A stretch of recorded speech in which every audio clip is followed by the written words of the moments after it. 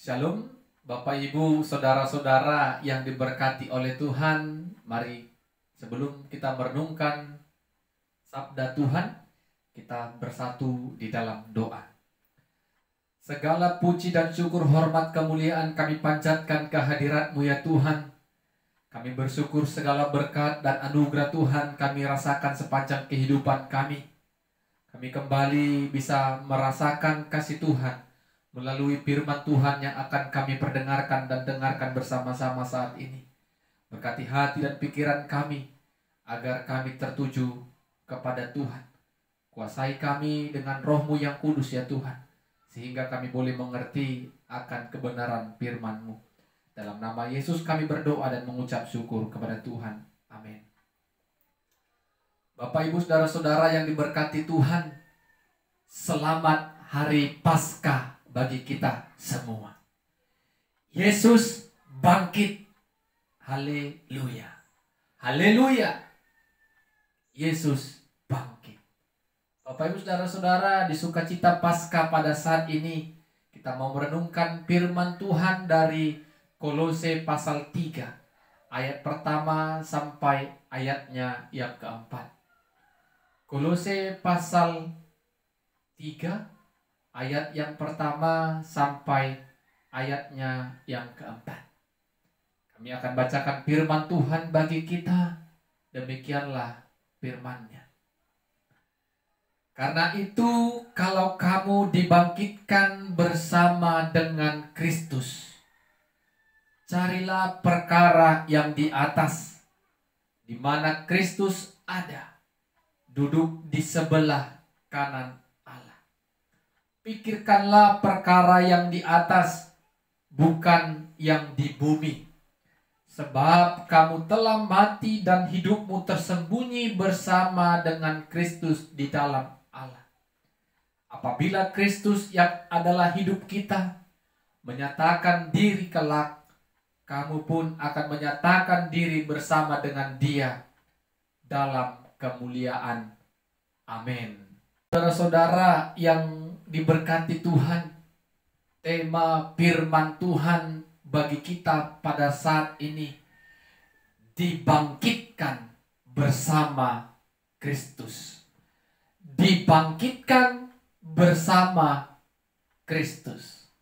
Saudara-saudara, Bapak Ibu yang diberkati Tuhan, tentu pada saat ini kita semua orang-orang percaya sangat bersuka cita karena peristiwa kebangkitan Kristus membuat kita semakin yakin Allah berkuasa dalam kehidupan kita.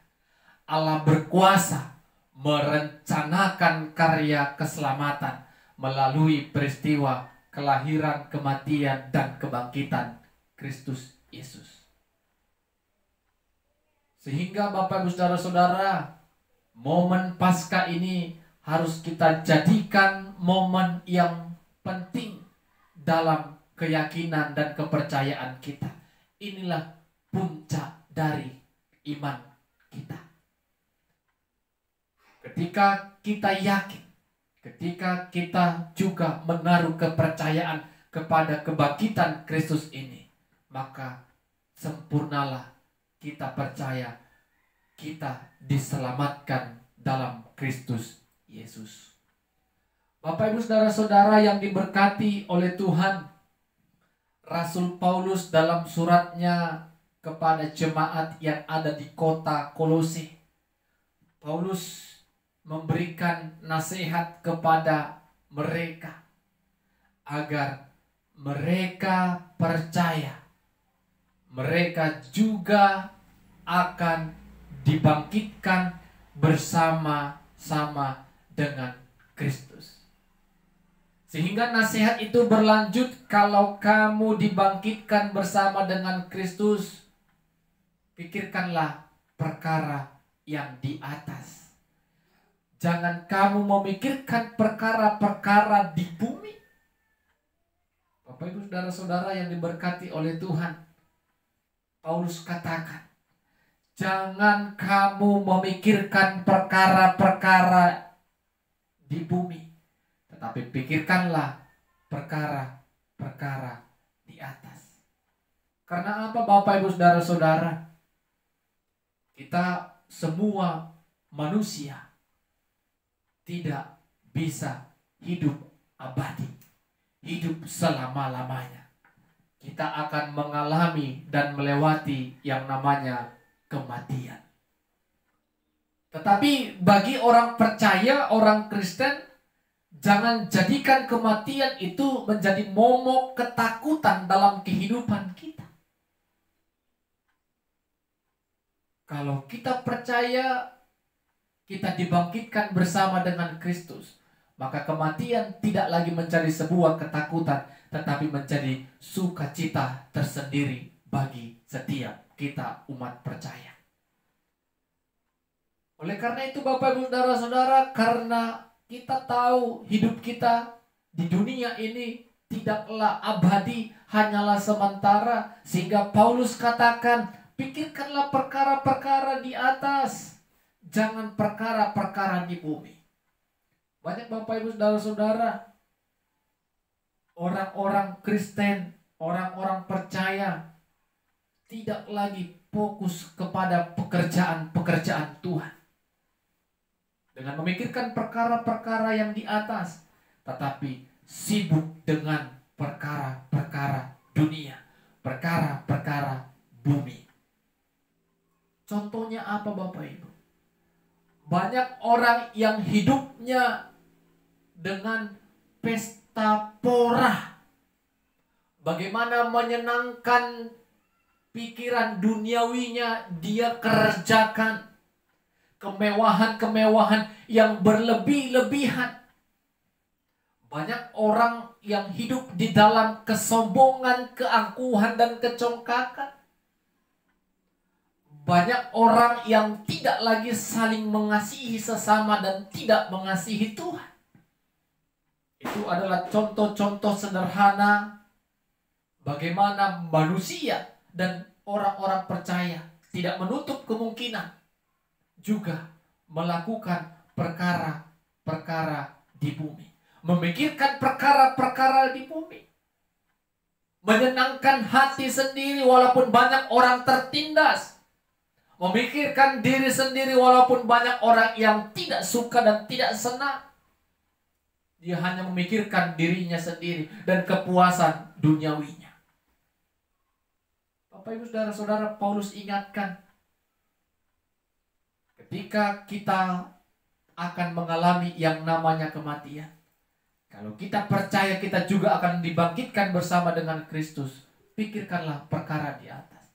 Lakukanlah apa yang menjadi ketetapan dan kehendak Tuhan.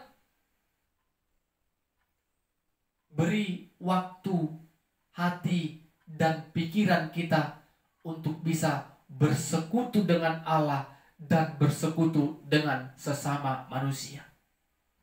Kalau kita sudah memberikan hati, waktu bersekutu dengan Allah, dengan sesama manusia, maka kita akan menaruh kasih kepada Allah dan sesama. Tidak akan ada lagi yang namanya kesombongan, keangkuhan, kecongkakan. Tidak ada lagi yang namanya egois, mementingkan diri sendiri. Tidak ada lagi namanya yang memuaskan pribadi, memuaskan duniawinya. Kita akan menjadi pribadi yang rendah hati, yang melakukan segala perbuatan-perbuatan baik yang menyukakan hati Tuhan dan yang menyenangkan hati sesama.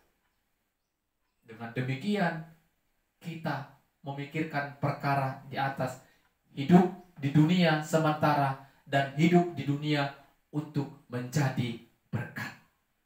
Sehingga Bapak Ibu Saudara-saudara, ketika kelak Yesus datang kedua kali seperti yang dikatakan Paulus tadi, maka ia akan menyatakan dirinya dalam kemuliaan dan kita juga ikut serta di dalamnya, di dalam kemuliaan Allah.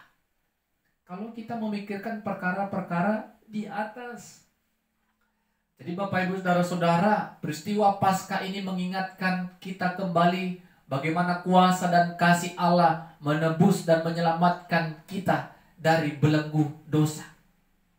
Dan peristiwa Paskah ini mengajak kita kembali untuk tidak lagi terjebak, tidak lagi memikirkan dan hidup dalam keduniawian. Hidup memikirkan perkara-perkara dunia, perkara-perkara bumi. Tetapi mari beri hati, pikiran, dan tujuan hidup kita untuk melakukan perkara-perkara di atas. Perkara-perkara yang sesuai dengan kehendak dan ketetapan Tuhan. Amin. Kita berdoa. Terima kasih ya Tuhan, kami memuji kebesaran dan kuasa Tuhan. Kami percaya peristiwa kebangkitan Kristus membuat kami yakin kalau Tuhan punya kuasa dan kasih untuk menyelamatkan kami dari belenggu dosa. Biarlah iman kami yakin Tuhan, karena Tuhan yang menyelamatkan kami, karena Tuhan yang menebus kami dari dosa. Roh Kudus Tuhan berkarya untuk membuat kami mengerti dan mengimani kebenaran firman Tuhan. Dalam nama Yesus kami berdoa dan bersyukur kepada Tuhan. Amin. Shalom. Tuhan Yesus memberkati kita semua.